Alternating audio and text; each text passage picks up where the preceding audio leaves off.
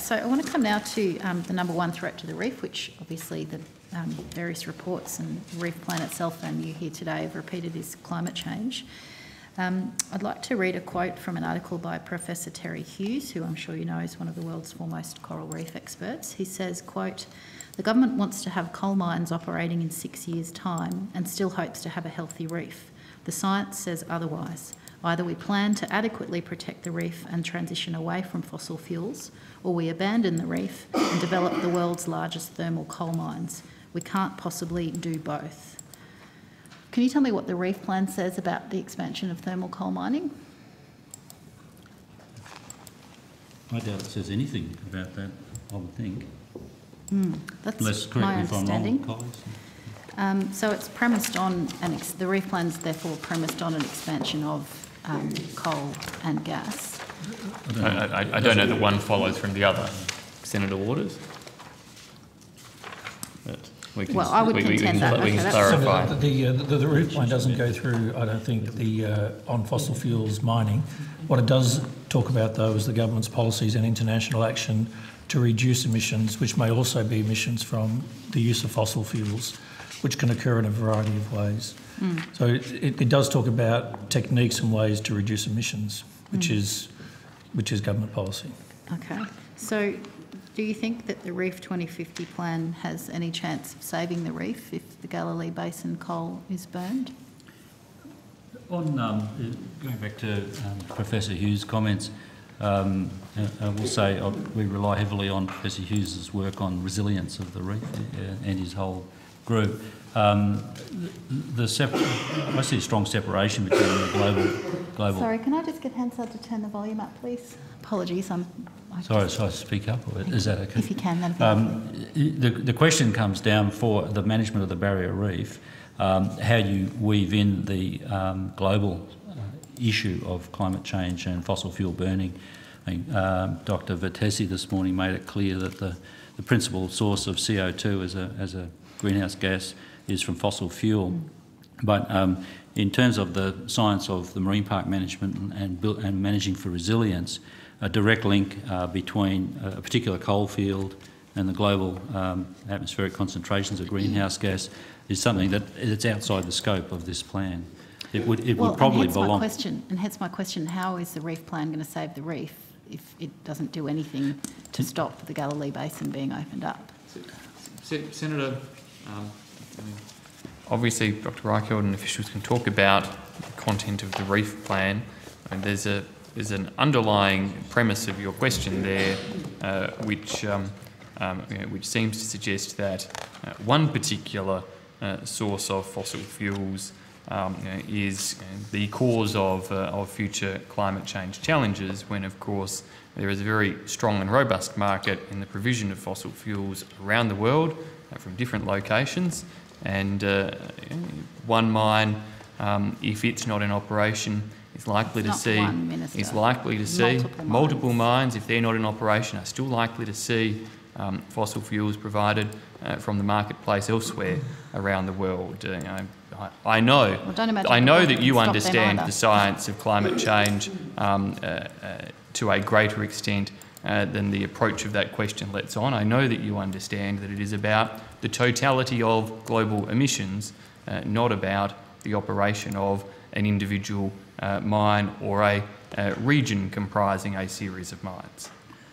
I'm simply putting to Gurumpa Minister, and thank you for your explanation, I am across all of those issues.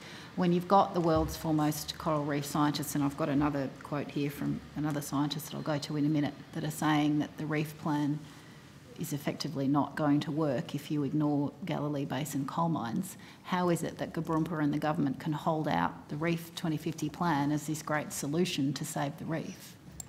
I think it has to be answered in the two parts that you were discussing a second ago. There's several pages in the plan. It's not that it doesn't discuss it, but it separates it as a system for coral reefs, as a problem for coral reefs worldwide, not just the Great Barrier Reef. And it talks in here about things that are outside the scope of the Marine Park Authority, but in relation to emissions. Doesn't mention the Galilee Basin mines, though, does it? I don't believe so. Just no, because it's talking about the United Nations Framework Convention on Climate Change and that separation. the strategy for managing for resilience in the reef has had a lot of input from the same professor, actually, who's written some great papers on it.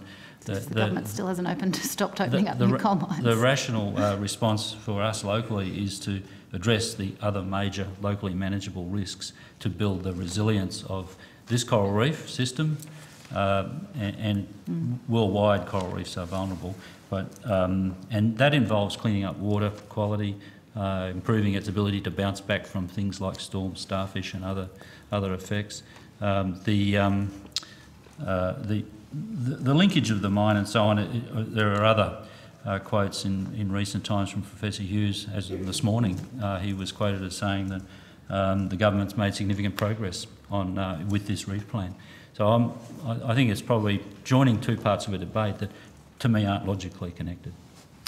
Well, if the Galilee coal basin is burnt, it would increase the global thermal coal trade by about 30%. Not necessarily, Senator Waters. Excuse me, Minister, don't interrupt me. I'm asking the officials a question. Excuse me. You can interrupt when I've finished. Excuse me, Senator Waters. Excuse me, one moment, Senator Waters. I think it might be appropriate if we address people with a little bit more civility in this place. Agreed. Agreed. I won't interrupt you if you don't interrupt me. Yeah, but if he does interrupt you just the way you interrupt him, I don't expect you to respond the way you just did. It is rude.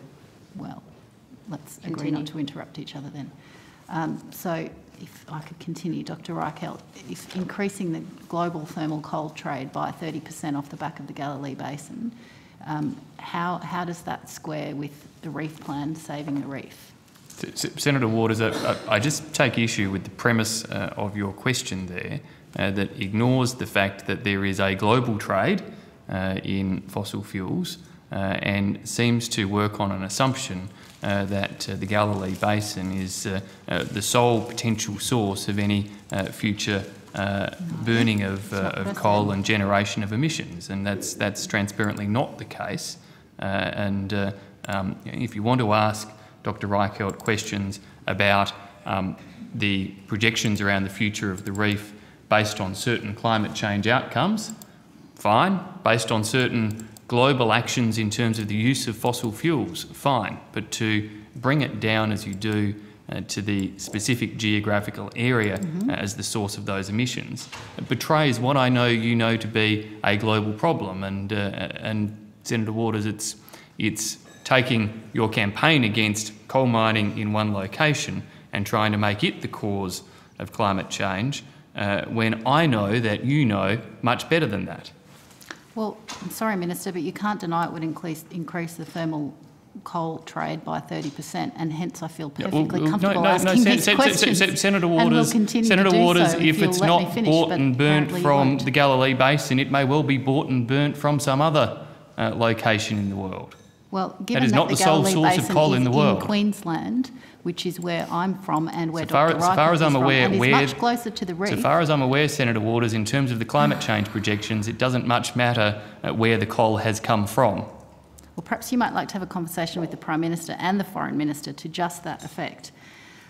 So, Dr Reichelt, given the 30% increase in thermal coal export trade, should the Galilee Basin mines be opened up and proceed, as this government is keen for them to do, what effect will that have on climate change and hence on the reef?